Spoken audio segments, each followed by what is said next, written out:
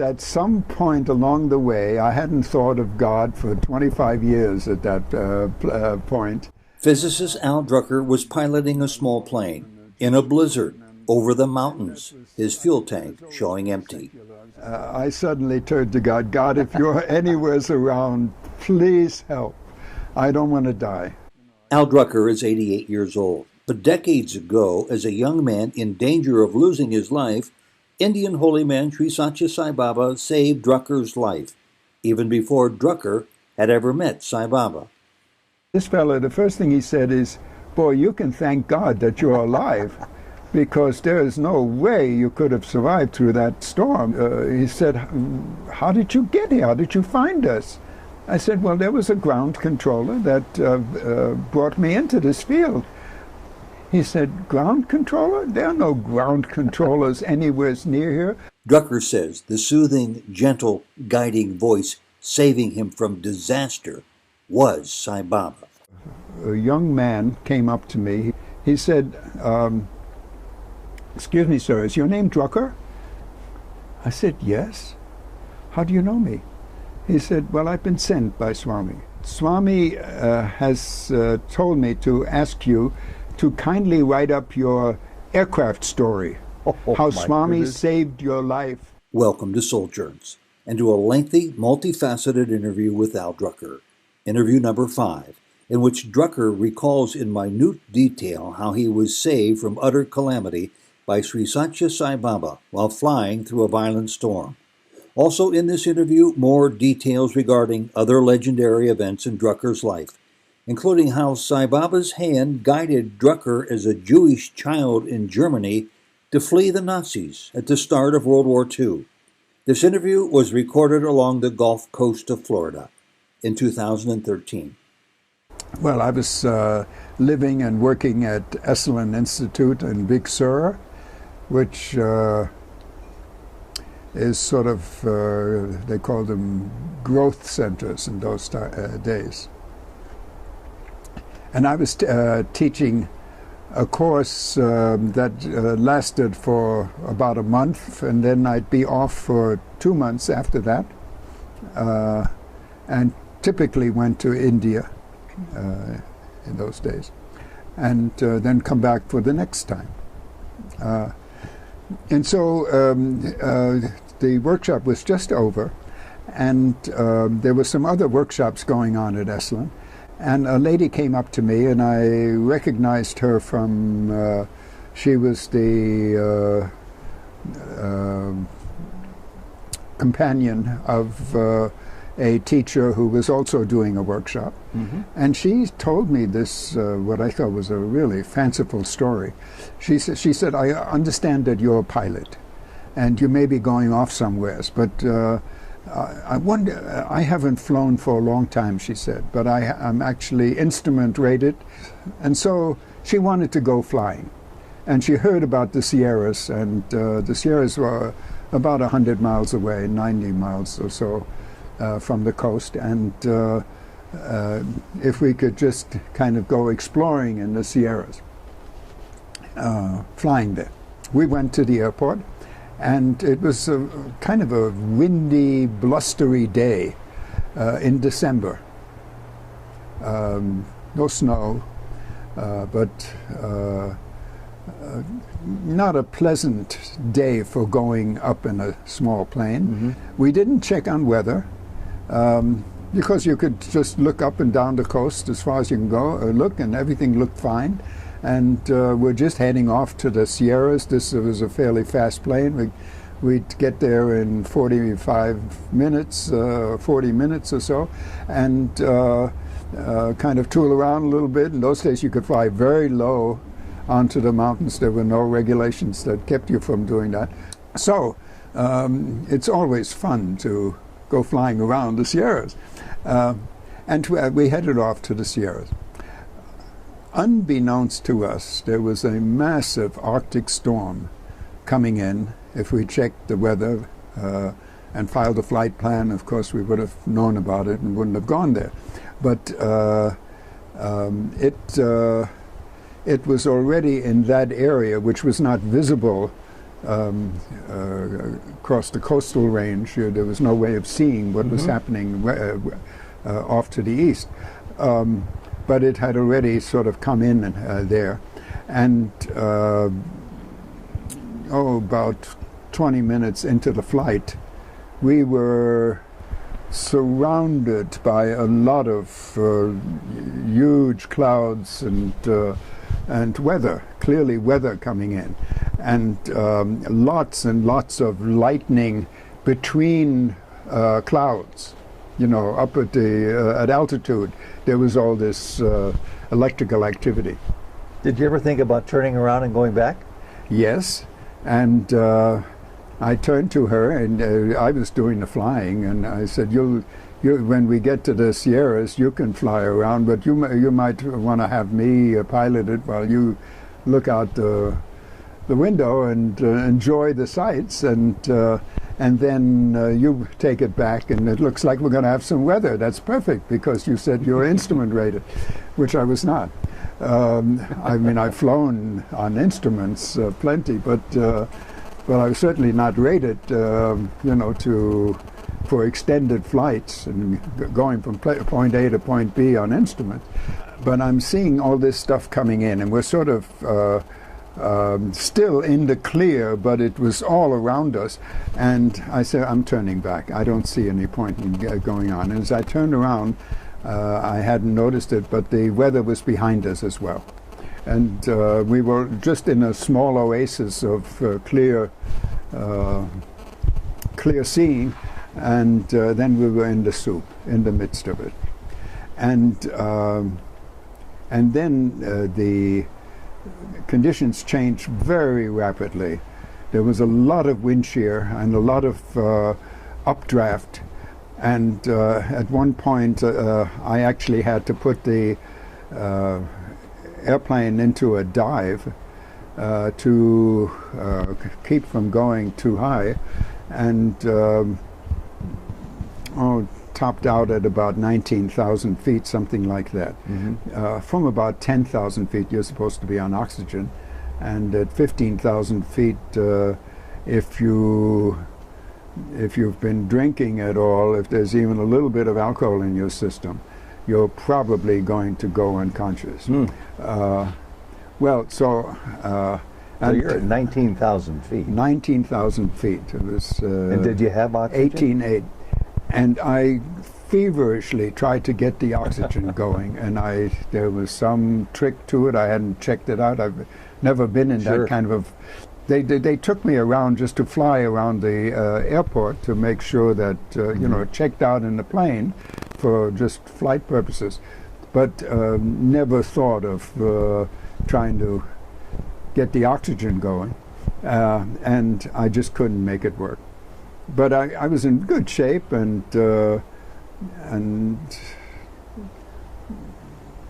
I never really lost consciousness in that. But I turned to look at her, and she is sort of in a stupor, maybe? She was unconscious. She was in a coma, essentially. No, I mean, she's just kind of, you know, like totally lost in the corner there of her seat. She had the shoulder straps on her, you know, the seat belts. But I turned to her and I said, "Yeah, this is all right. Take it over. You're the pilot for this kind of weather." And she was gone. And I shook her, and I couldn't even see any breath on her. I wasn't sure she was alive or dead, but she was gone. I couldn't count on her. And I tried turning back, but the turbulence going back was so strong that I had to find a direction that was least troublesome for the plane, and so I just flew off, and totally no time at all to navigate and keep track of where I was. Of course, in those days they didn't have GPS, and so couldn't tell really where you are unless you keep track of what the instruments. And I was on instruments for the better part of 3 hours. I called Mayday, Mayday, Mayday. I didn't start calling for the first hour or so. I thought I could get past all this.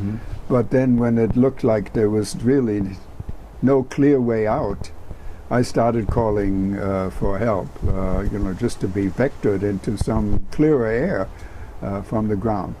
There was no response. Of course, I was at that point well clear of the Sierras, but in mountainous country, and there's really no reason for there being any ground controllers in that area or radars in those days. This is in the 60s, late 60s. I just had to battle it out. And I was sure that somewhere along the line I'm going to come into some clear air. But there was no clear air to be had. In fact, things got very bad. We were flying through a blizzard of snow. I didn't, fortunately, they had de-icers on the wings, so it didn't load up with ice. And I saw where the switch was for that. But how was your fuel holding out? Well, fuel was good for about 3.5 hours, and as long as there was fuel, and I didn't fly very. I had it on 50% power. I would say maybe 40% power. So minimal power to maintain altitude, because I had no idea what's below me. And there are mountains that go up to 14.5 in that area. And so you just have to maintain altitude. I was flying around 15,000, maybe 15.5 for most of this time. And there was a point where there was so much hail coming at the plane that it actually knocked out, in one sort of particularly thrusting, turbulent moment, it knocked out a window in the back cabin. And then there's this rush of air and sound, inside the cabin now. It was a little bit like being a little toy boat in a huge, like at Waikiki Beach when the crest 20 feet or something like that. Just trying to keep this little boat going, this little plane flying. At one point, the plane was metal for the most part, but the ailerons were actually a fabric, sort of. They used very strong nylon reinforced fabric, and one of the ailerons was beginning to fray, and so the plane just kept wanting to go like that, and I just had to push over real hard to just keep it going straight. It was a totally unpleasant experience.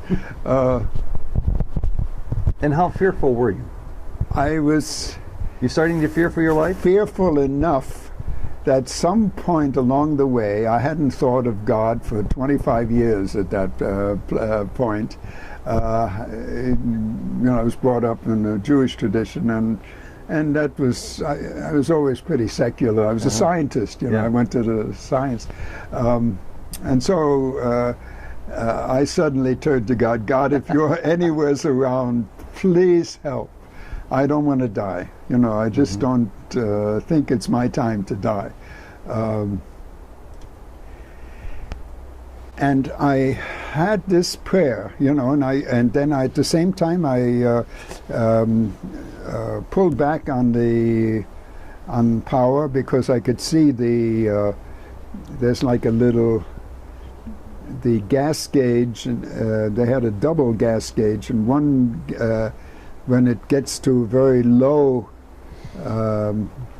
just a little bit of reserve gas left, there is a red ball in a tube, and it just bounces on the bottom, and the thing is bouncing, and so I figured I don't have much power left, and if I'm going to have to go down, and if I coming down, if I can see something, I might be able to make an emergency landing, some sort of crash landing, you know, like avoid a tree or avoid a rock or something. If you can, yeah. If it's possible, you know, and so to keep a little bit of gas supply, some petrol, you know.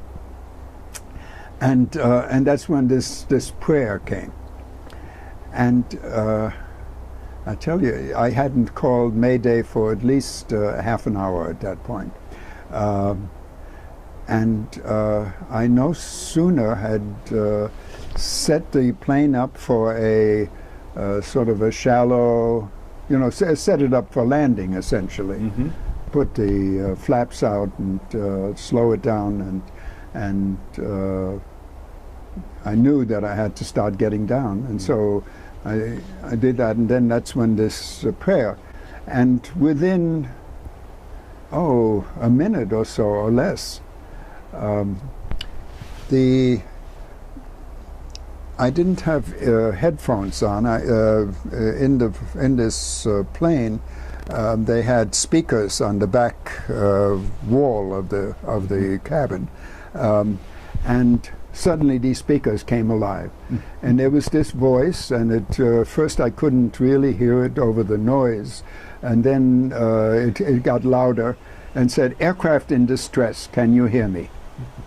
So somebody had somehow woken up to my emergency call some 30 minutes earlier, and "Aircraft in distress, can you hear me?" And so I reached for the microphone, which is on the panel. As I say, I didn't have I chose not to wear headphones so I can talk to this gal, and instead used the internal sound system, and there was the mic there, and in the turbulence the mic had become dislodged, and it was on the floor, and it had wound around one of the rudder pedals. You know, there are rudder pedals, which are also brake pedals once you're taxiing. So there's no way you can reach it at this point. I just couldn't reach it. I tried, and I loosened my belt, you know, to the seat belts, actually a shoulder harness, you know, loosened that, and almost immediately the plane was almost on its head. You know, I had to just go back, and because the you know, I couldn't hold the stick while while getting down there, and because that one aileron had frayed to maybe 40% of its normal ability to maintain stable flight, I couldn't do it. And so here comes this angel of, you know, to help. And you can't even talk to this angel. I can't talk to it. And I can't respond to it. And so he came back about 2 more times. And he said, "Aircraft in distress, can you hear me?" And I couldn't answer. I mean, my heart just sank. And then he comes back again, and this guy was such a lovely voice. I mean, it was really beautiful. Not like any ground controller I've ever spoken to. None of these clipped, you know, messages and that particular announcer voice that they use, you know. He said, "If you can hear me, you need not answer. Just turn your plane 60 degrees to the right off your present heading, and then turn back to your present heading. Wherever you're going, whatever your heading is, just turn to the side and come back." And I did like he said, you know. I'm in a shallow glide path because I don't have enough power to maintain altitude, concerned about the last drops of gas. And so but I can turn it, And so I turned it off to the right and came back, and he said, "I have you in sight. Don't worry, you need not answer." And from that point on, he carried on for about, I would guess, 7 or 8 minutes. He carried on this continuous line of banter. He said, "You need not be concerned. Don't worry. I have you in sight, and I'll be able to." He said, "You're flying into one of the worst vectors in this storm, but they speak like that, you know. But I'll vector you around it." I think that's what he actually said. One of the worst cells in the storm, but I'll vector you around it. And but he said, to start off with, I need you to put it on 3/4 power. Well, I had no gas, you know, I mean, to use up all my, but he was just so certain about what he was saying that I just followed him. And then he talked in the most strange, just in a strange way. He said, look at your altimeter in front of you. I want you to align all 3 hands with each other.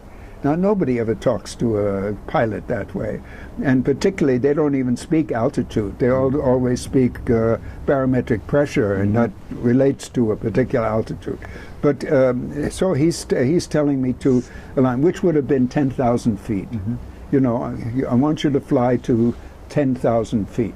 You know, everything is lined up, and then he's telling me what speed to fly at. And he said, I want you to fly where the green meets the yellow. Where the green meets the yellow. So now on the speedometer, essentially, speed meter, I forget what they call these days now. I haven't been in a plane for 30 years, but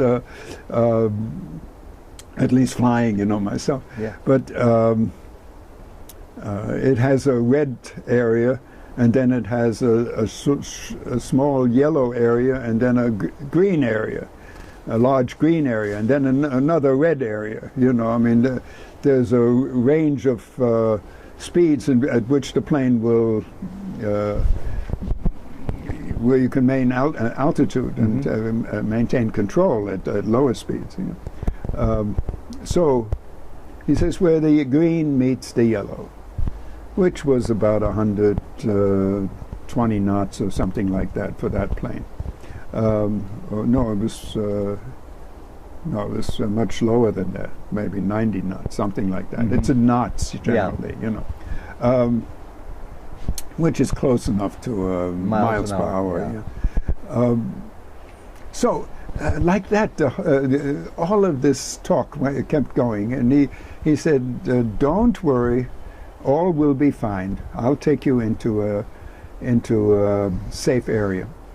And so after about, I think it lasted about 7 or 8 minutes, he said, "Now you're going to lose this transmission because you're flying out of range of my transmission."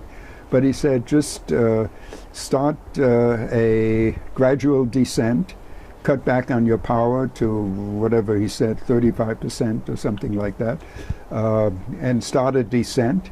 And he said, in 5 minutes, you'll be breaking out of the overcast, and you'll be aligned with a strip.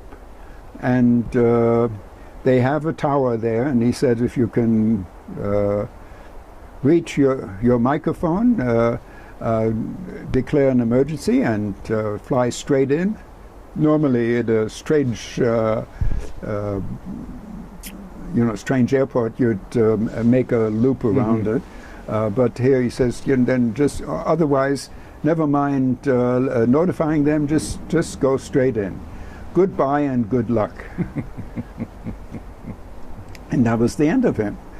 And sure enough, just like he said, 5 minutes later, I come out of all this weather, and there off, and the first thing that I saw was the whole field was glistening white. You know, there'd been a blizzard, and you know, for a moment, and I'd been for hours without direct sunlight and direct light, and it was blinding, you know. And then finally, over the nose of the plane, you know, looking through the propeller, I could see an airstrip aligned perfectly with my path, and there was no turbulence at that moment. This gal was still hunched in the corner. I didn't, you know, she was out this whole time. And more importantly, you still had fuel in the tank. And there was still fuel, and of course we're coming down. And as I get close to the airport, I can see that there was a Jeep with a nose plow, with a snow plow on front of it, was at the far end of the field, and he'd obviously made about 2 or 3 passes down the field, and so I could put the landing gear down. That's a $15,000-$20,000 decision at that point, because if you're landing on snow, particularly 3 or 4 feet of snow, with gear, the thing would the plane would flip over, ground loop, and go on its back, and if you're on fumes, it's a very dangerous situation of getting a spark and exploding.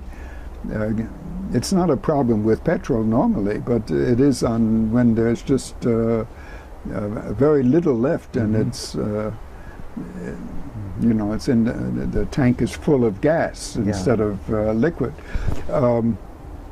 So I put the wheels down and flew in, and this guy on the tower, I mean, I was on the emergency frequency, and he saw me and trying to talk to me, and finally I did, because there was no turbulence, I did let the harness go and could reach the microphone and pulled it up, and just probably just 60 seconds before coming down, you know, got hold of the tower operator and told him I was flying straight in, and I was it was an emergency for me. And he said, "Where did you come from? How did you get here?" I said,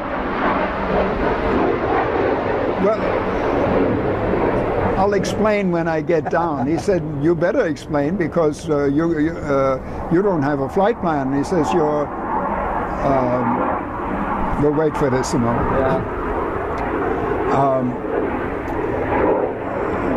You're going to have to file a full report." I said, "Fine, just let me get down." And it was a kind of a rough landing. I was wearing out. I mean, it was just, I had no energy left, and it was sort of the end of the whole thing, and it was a very heavy emotional shock. Sure. You know, all of that took place, and now to be alive, and anyway, the shock of the landing. This gal wakes up. "What happened? Where are we?" You know, she missed it all. She missed the whole business, when I got to the end of the field, I mean, just to look at the synchronicity, because this is Swami's doings. When I got to the end of the field, the storm closed in again. It had been just for, well, the tower man explained to me that I think he said that the field had been open for only about, I think he said 12 minutes or 14 minutes. He said there was just the storm had cleared, and he had sent the Jeep out just before that happened, but it had stopped snowing, and he sent the Jeep out, and the Jeep made these passes, and then it had cleared, and here comes this little airplane just out of nowhere, lands, and by the time I get to the end of the runway, there's this swirl of snow, and you know, suddenly I'm flying again. I find the plane lifting, you know, and I had to turn into the wind and just push the throttle all the way forward. You know, whatever gas was left, of course, I was on the ground, so I didn't worry about it, and just turn it into the wind to keep the plane from going on its back. As soon as I got it into the wind, you know, to make that turn, blup, blup, blup, blup, last drop of gas. Oh, my goodness. And that Jeep, that very same Jeep that was, the guy was just watching me land, had to come out and tow me in. And then report to the tower, you know, about what happened. And this fellow, the first thing he said is, boy, you can thank God that you're alive, because there is no way you could have survived through that storm. And he said, how did you get here? How did you find us? I said, well, there was a ground controller that brought me into this field. He said, ground controller? There are no ground controllers anywhere near here. That's an Indian reservation out there. It goes almost 100 miles, he said. There's nothing like that. I said, well, somebody had a radar. They saw me. So he's saying, there are no radars. And besides, we would have seen you if you had your transponder on, but you didn't. I didn't know, you know, that there's a radar transponder on the plane. I never fly these things, you know. And anyway, our lives were saved. Yeah, big time. And we had to stay there for 3 days, I think. We stayed in a motel there. I didn't want anything to do with this gal, and she was fine with that. And so we were just sort of two separate pods, you know, in our motel rooms until the storm cleared. It's just to give you a sense of this storm. This happens about once every 9 or 10 years in California. It's an Arctic storm that comes in. It's very violent, very strong, and it always does a lot of damage. In this particular case, almost a mile of Highway 1 went into the sea. Oh my goodness. So, you know, we're at Monterey Airport is where we took the plane out, and that's where we were hoping to go back to. Yeah. And we would have to go about 130 miles or so out of our way to get home. We'd have to go down Highway 101 and cross to St. Louis Obispo, and then come north, and then in process somebody told us there's actually a road, sort of a dirt road across the mountains you could take. But anyway, just to get a sense of this storm. And so as I say, about 3 days later, it cleared. And so we went out to the airport and had to clean 3 feet of snow off the plane, you know, and get some mechanic to repair the aileron and put a piece of cardboard in the back window, you know, and then take off. But we couldn't. This time we found a flight plan, and there was no way to get back to Monterey. And the only area that was clear was going south, and so we ended up going 1,000 miles south to the Mexican border. Oh my goodness! To what's the California town there? It's way inland. Mexicali? No, it's. I'm trying to think of. I'll think of it in a minute. Okay. Anyway, landed there. This gal said there is a yoga academy across in Mexico, across the border, in Tecate? Tecate, Mexico. Okay. Yeah, that was Indra Devi's place, and so we went there. Rented an old car and drove there. And when we got there, we you know, rang the bell from the outside. It was already dark, and there were lights in this big house, and sort of a manor house, and some other houses. It was clearly an academy kind of thing, and nobody answered the door, and the door was ajar, and so we just went in, and there's a big room with yoga mats on the floor, and people's personal effects all over the place, but no people. And just kind of looking around, where did the people go? And we see off in the corner there is a door with a frosted glass insert, you know, in the door, and could see a light moving behind it. And so we went and opened it, and there were about 35 people in there doing the arti. Somebody was waving the flame. And that's the first time I ever saw the dirty pictures. The dirty pictures being, there was a picture in the front that that everybody was facing towards that picture, you know, on a puja table. And the picture, all you could see were the eyes.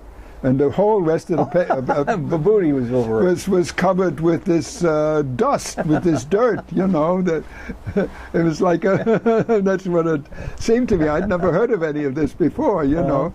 And somebody went with what looked like one of those long envelopes, you know, just sort of cleaned off the picture, and then went around and gave everybody some of that a little bit of that dust, you know.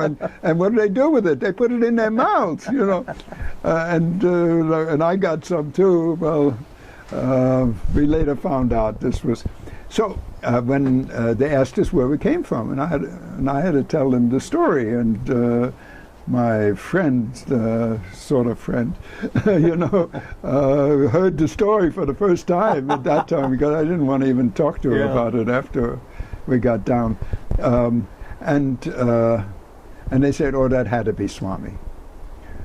Well, it was quite some time after that I got to India, and it was during Mahashivaratri, the first time I went there, and I actually went with a group from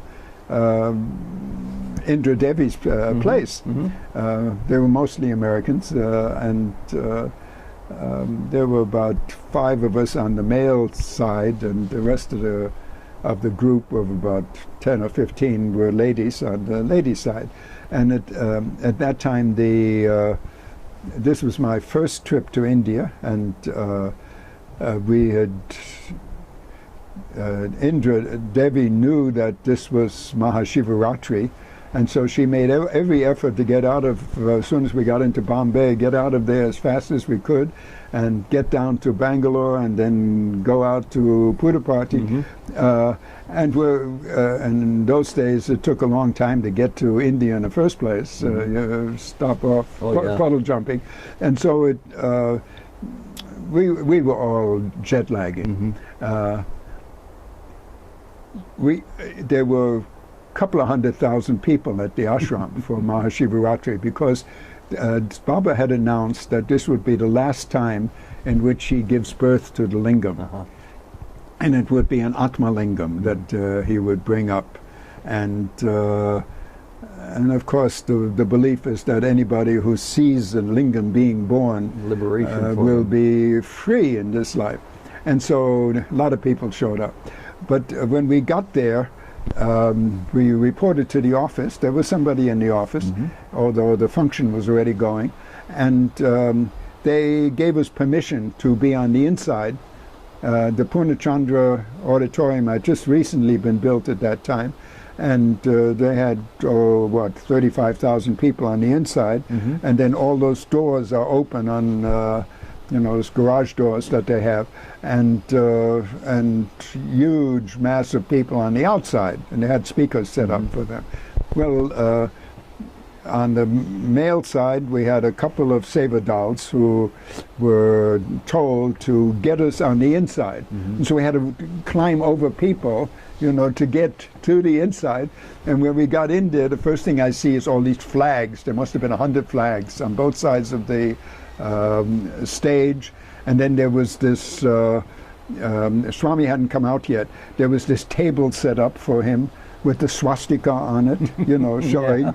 And I look around, I see these big banners that says, India will lead the world, heute Deutschland, morgen die Welt. You know, it's what I grew up with. Yeah. Today Germany, tomorrow the world.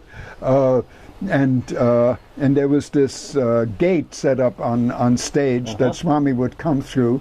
And it was sort of a made of flowers, you know, it was steel frame with flowers on it, and in the flowers it was written "Work is worship," and too similar. On every concentration camp, you know, it was "Arbeit macht frei," work will make you free. It's the same message, you know. And all I could see was Nazi Germany. I mean, you know, it was jet lagging, and it was just a powerful déjà vu. And it was remarkable, and that's when I saw this, just to connect with the other video, the SS on the chair set out for Swami to sit in. You must have had second thoughts for a while there. Oh yeah, oh yeah. And then Swami gave his talk, and I can, if there's time, I can tell a little bit about this, some of the things he said, because they've stayed with me all the time since then. That's 40 years ago, more than 40 years ago. I do want to touch upon that, and I want to do it right after I ask this question. Sure. Is there any more to this story that Swami sort of gave you a wink and a nod, or somehow indicated that he was aware of the plight you went through?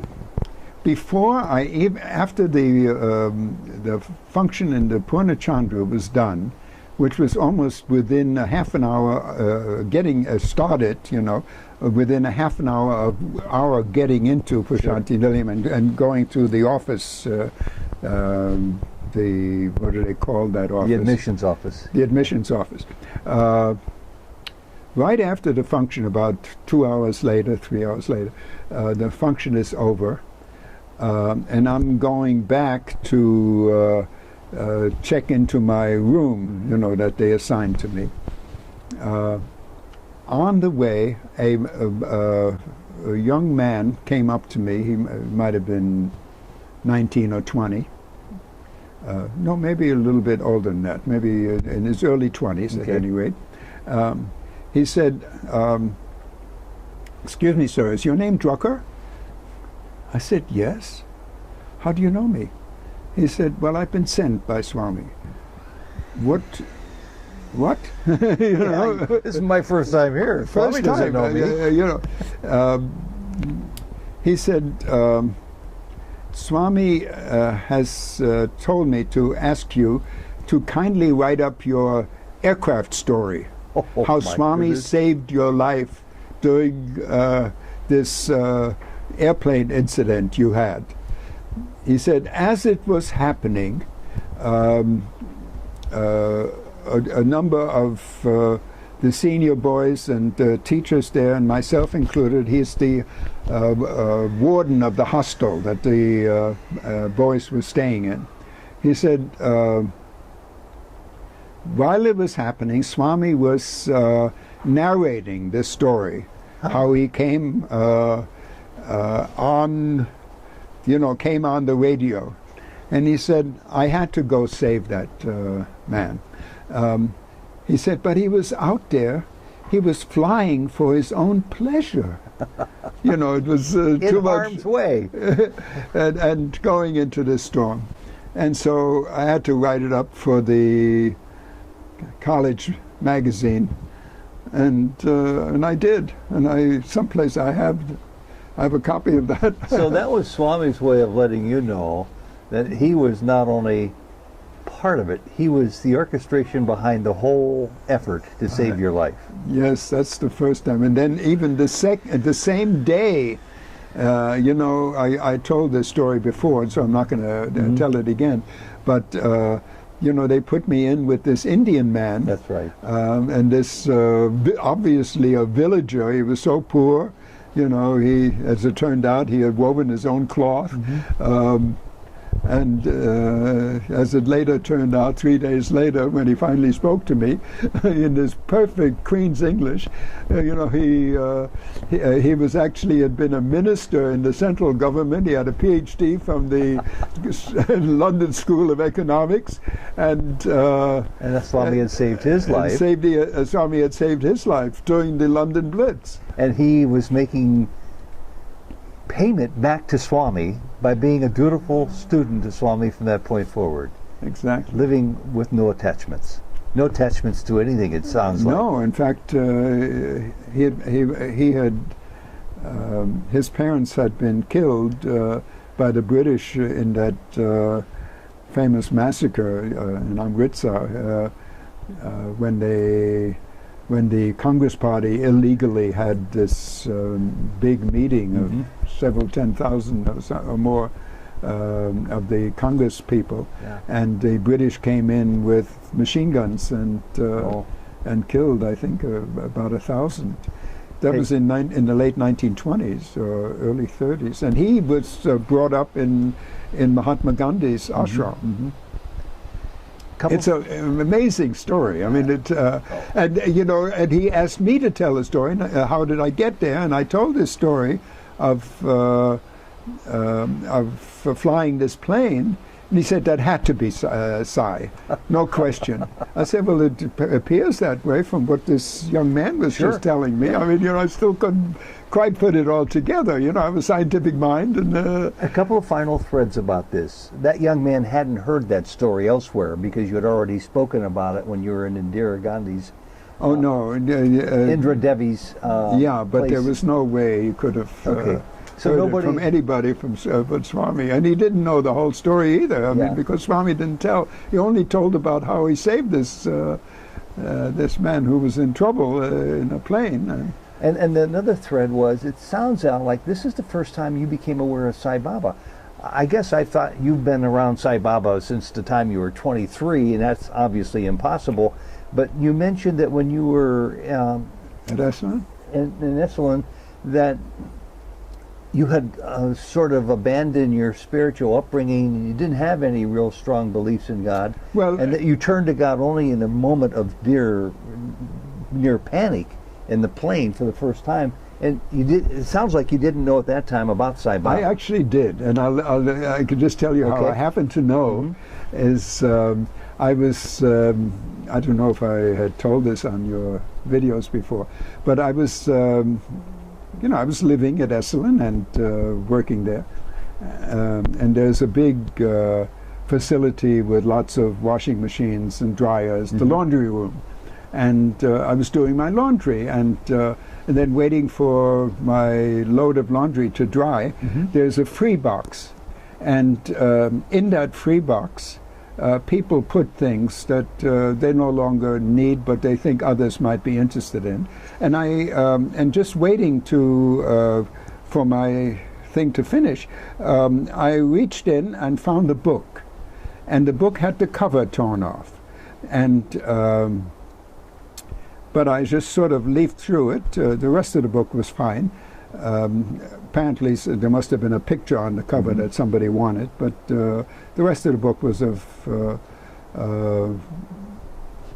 no interest to whoever let go of it. And it said, Satya Sai Speaks, Volume 2.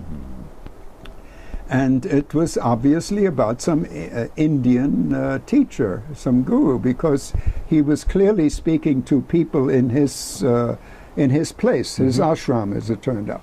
And I could see the dates, and they were all dates in the early 60s, some in 60, 61, 62, those dates. And I had and I was just leafing through it. I had no real interest in Indian teachers. So I was just leafing through this book, and I saw the word Chinese.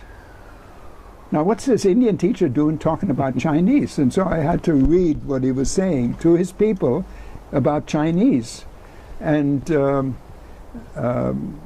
this is in 1967 or so, 1968 maybe, and the particular talk that had these words Chinese in it was in 1962. The time is important because I'll connect it in just a moment. And so what he was saying is, I promise you my birthday will not be spoiled by any bad news. In fact, it will be celebrated in truly good news that will come on my birthday. I know you are all worried about the Chinese who have invaded our motherland, and they are deep inside. They've overwhelmed the Indian regiments at the border, or whatever he said, the Indian forces at the border, and they are deep inside India. But my birthday is coming up, and it cannot be spoiled by any bad news. And then the next talk he gave, and that was in November of 1962. And then on his birthday, of course I didn't know it was his birthday, but on November 23rd he gave a talk, and he said, by now you will have heard the news that by midnight of November 22nd, not a single Chinese soldier was still in India. He said, man is impelled forward by the greedy, the Asura Shakti, the force of the Asuras, of the demonic forces. But the angelic forces will catch him by the neck and throw him back. He said, India has Krishna on its side, and wherever there's Krishna, there will always be victory. And as I told you to a number of times previously, my birthday is filled with great celebration of wonderful news from the north. And he held true to his word. And he managed to throw this whole Chinese army out of India. And the remarkable thing is it was not impelled by any military strength on the part of the Indians, because the whole Indus Valley was open to them. They were 40 kilometers inside India, and they could have gone to Delhi if they wanted to. You know, but the Chinese withdrew, and that was, and somehow that happened. He prevailed upon them to change their mind about proceeding. Now that made a big impression on me, because I had previously been very much involved with the Cuban Missile Crisis, when it looked like all life on the planet, except maybe for some cockroaches and grasses, was going down. When we had the Soviets and ourselves between us had probably 10,000 missiles, each of them with a killing power 200 times that of Hiroshima bombs. These were hydrogen weapons. So, you know, all waiting to go off. And in fact, there was a Russian submarine that had a nuclear warhead for one of its torpedoes. And they had it in they were ready to fire it, and that would have started the whole business. They actually had a line on the carrier Independence, which was the biggest ship in the U.S. Navy's fleet, with 4,000 men on it. You know, they were going to they could aim that torpedo towards that ship. Jeez.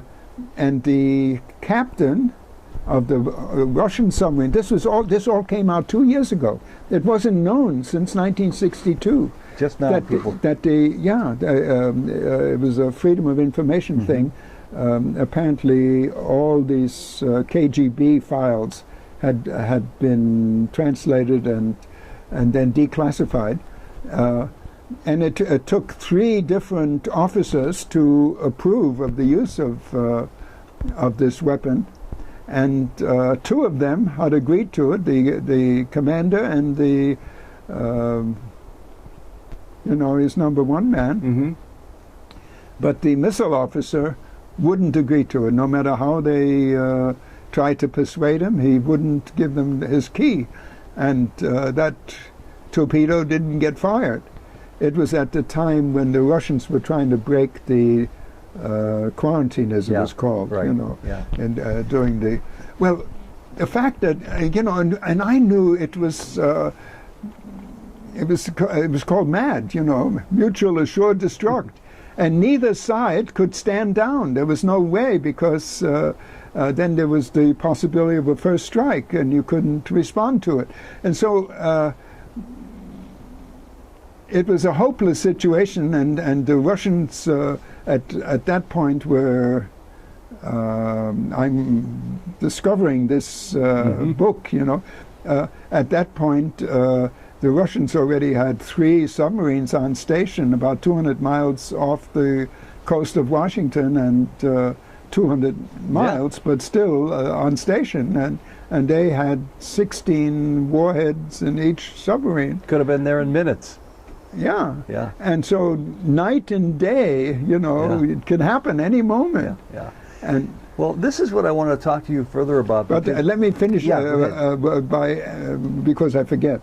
There's one more thing. One of the first times I ever had a chance to speak to Swami, I said, Swami, what about all these missiles? What about these nuclear weapons? Mm-hmm. Because I was very concerned about it. I was involved with it. Sure. And Swami said, the world is not your business, sir. Mm-hmm. And then he said, but I kept pressing him about these nuclear weapons. He said, I will never allow an atom bomb, he spoke of it that way, I will never allow an atom bomb to be used in anger. I will not allow it. And I knew he had the power to make that statement, you know, from this incident. This is leading me to the point where I want to pick up on what you yourself mentioned to me at the outset before we started, and we're an hour and a half into this already. Oh, good heavens. And I wanted to talk to you about some of the lessons from Sai Baba that have stuck with you over the decades that you still tell me you hearken back to on a regular basis, and why they hold such meaning and beauty and love for you. So just start off the top of your head with a lesson, and it would almost be randomly chosen because I'm not giving you any time to think about it. You know, I was talking about this very first time that I came to Baba during Mahashivaratri, and Swami gave a talk at that time. Interestingly, he said, "You are all Aryans." You know, it's just what I needed to hear. You know, I was never an Aryan in Nazi Germany. Oh, excuse me. That's okay. But then he said a lot of things in that discourse that I will never forget.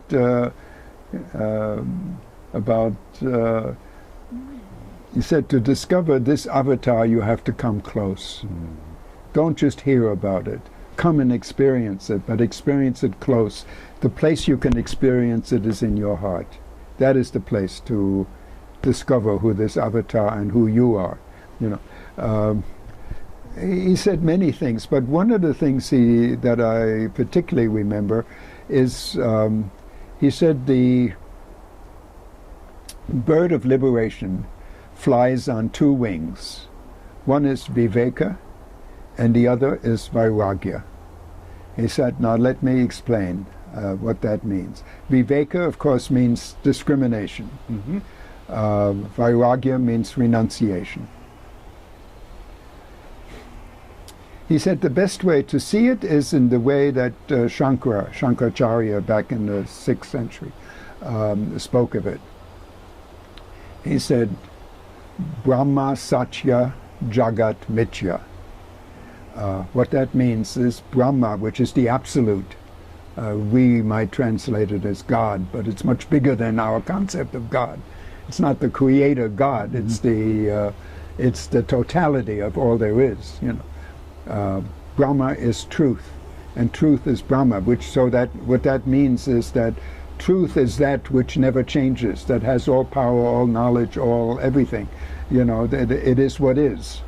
That is what Satya is. God is Satya. Brahma Satya, Jagat, the world, is Mithya. And Mithya means it's neither this nor this, or it's both this and this. It is true, but it is also false. It has illusion in it, and it has truth in it. But then, Swami speaking of this, then Shankara said, but the real statement should be Jagat Brahma.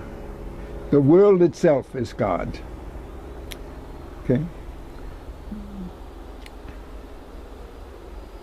So the way this relates to Viveka and Vairagya is the world itself is God.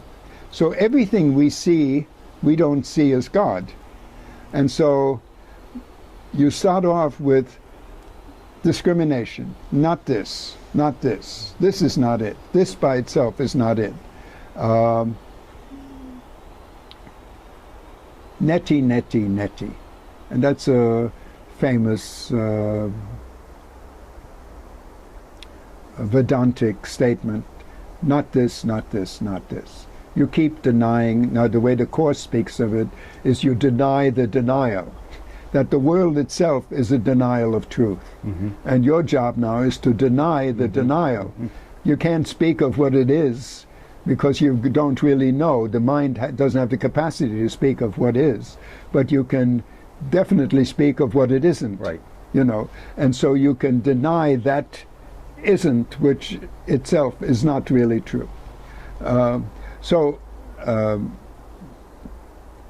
Viveka. And that's the first part of that statement. Brahma Satya, Jagat Mithya. The world is just a mix of stuff. Don't pay attention to the world. Pay attention to Brahma, to the Absolute, which is true. Mm-hmm. Okay? The second part of that is renunciation. He said the bird can't fly with just one wing. Mm-hmm. It needs both wings. I mean, I wish I had thought of this earlier. I would have organized this a little better. But if you're sort of following, yeah, good. The second part is Jagat Brahma, that the world itself is God, that all there is God. And then later on, he spoke of these illegitimate pursuits. I had mentioned them earlier. Mm-hmm. You know, everybody wants to live forever. They want to be immortal. Everybody wants to have all knowledge. And everybody wants to be eternally happy. And, you know, it's like thinking you've lost your glasses and going out looking for your glasses with the glasses sitting on your nose. You simply aren't aware that you're already using the glasses to look for the glasses you thought you lost. Yeah. And of course you can never find them, mm-hmm. because they're not like that. They're already part of you. They're already in you. So he says they're illegitimate pursuits because you are already Satchidananda. And you have a particular name and form, Nama and Rupa. And he said this is a very universal thing. It speaks of everything there is.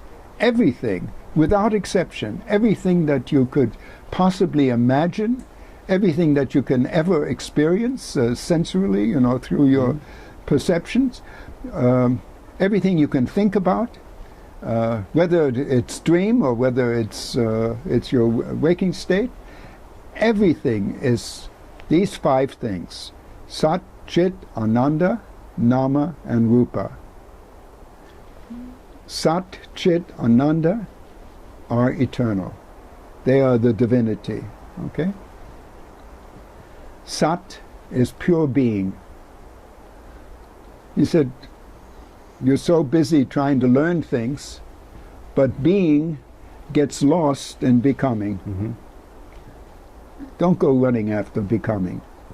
Just be. Just be. Aham. That is the truth of your being is just that I am. You know, it's also in the Bible, you know, when Moses runs across the burning bush he asks, "Who are you?" And what he gets back is, in Hebrew, I happen to know it is Yeh Asher Yeh. I am which am. You know, that didn't mean anything to Moses. So he said, "Well, I'm the God of Abraham, Isaac, Jacob." But in fact, who I am is that I am. That's Satchidananda. It's pure being.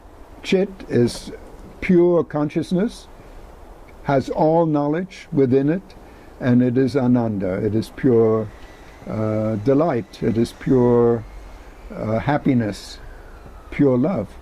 Love can also be interpreted as Ananda. Mm-hmm. That's what all there is.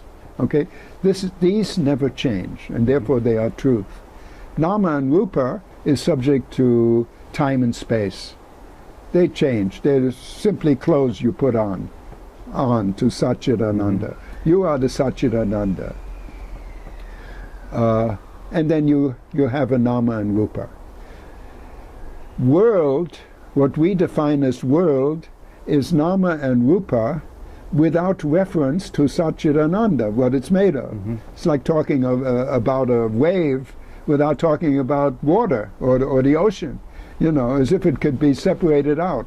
But it can't be separated out. But nevertheless, that's what the ego thought system does. It looks at a bush and it calls it a bush. It looks at this guy and he calls him Ted. Mm-hmm. You know, I mean, it's you make no reference to. It looks at a movie without being aware of the screen. Mm-hmm. You know, of that which doesn't change. And so that world is illusory. It's false. That's the denial of the truth, when you deny the Satchidananda. But when you realize the Atma, when you realize that you are the Satchidananda, and when you have that in your direct experience, then it doesn't matter what the Nama and Rupa is. You don't have to get rid of the Nama and Rupa. You don't have to get rid of any of these individualistic or some seemingly autonomous characteristics you have, because or that others have, or the dream. You know, the dream isn't any trouble, as long as you as long as you're lucid in that dream, recognizing that it is all based on pure consciousness, or on God, or on the divine.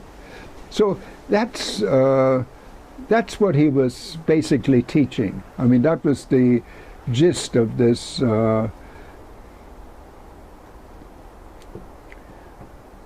Brahma, Satya, Jagat, Mithya, and then Jagat, Brahma. These must have resonated almost immediately with you, because you were like a drought field waiting to be filled, waiting to be rained on. Oh, very much so. Yeah, and he must have filled that to the brim for you immediately. Yeah, it's beautiful. Yeah.